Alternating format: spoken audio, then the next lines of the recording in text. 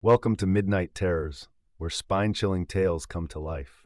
If you're new here, make sure to hit that subscribe button and tap the bell for notifications. You don't want to miss a single story that'll keep you up at night. We're on a mission to grow, and your support is everything. Share these terrifying stories with your friends, family, and anyone who dares to listen. Thanks for being part of the journey. Let's begin. When I woke up inside my own dream. I've always been fascinated by dreams. The way your mind can build entire worlds while you sleep, places you've never seen, people you've never met, and sometimes things that shouldn't exist. But nothing could have prepared me for what happened the night I became trapped inside my own subconscious. I remember falling asleep like any other night.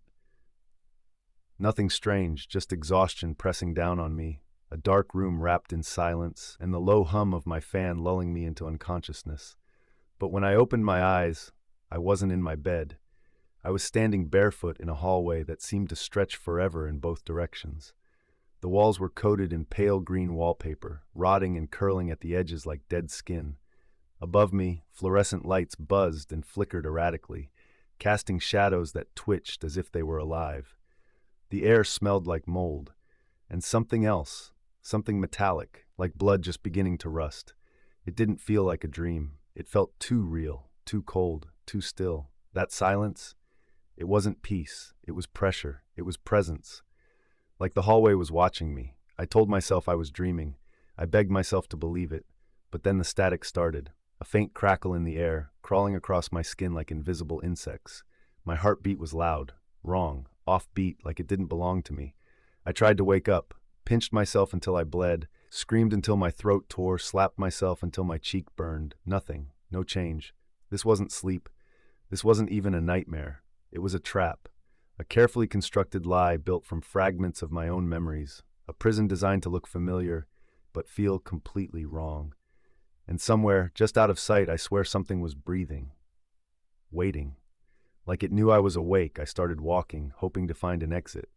The hallway twisted in impossible ways, turning back on itself, rearranging behind me.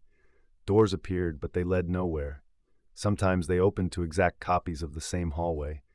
Other times to black voids that breathed. And then came the whispers. They weren't words exactly, more like thoughts not my own. You don't belong here. He's awake now. Why did you look? The voices came from cracks in the walls, shadows on the ceiling, reflections that didn't match my movement.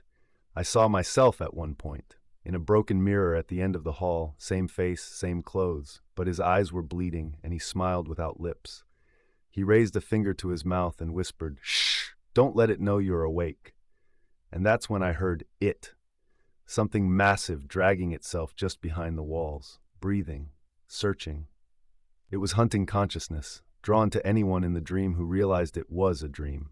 I ran for hours, maybe days. Time didn't exist there. I tried hiding in one of the decaying rooms, but the walls pulsed like flesh, and the windows showed scenes from my past, moments I'd forgotten, twisted into nightmares. My childhood bedroom, but all the toys had human teeth. My graduation, but no one had faces.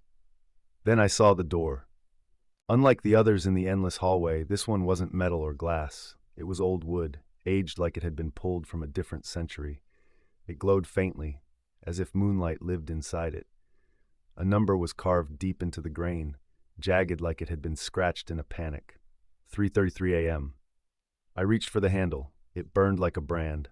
Behind me, the hallway erupted. Light bulbs burst in rapid succession, one by one. Pop, pop, pop. Shadows uncoiled from the walls and screamed, a deafening, guttural roar that vibrated through my bones.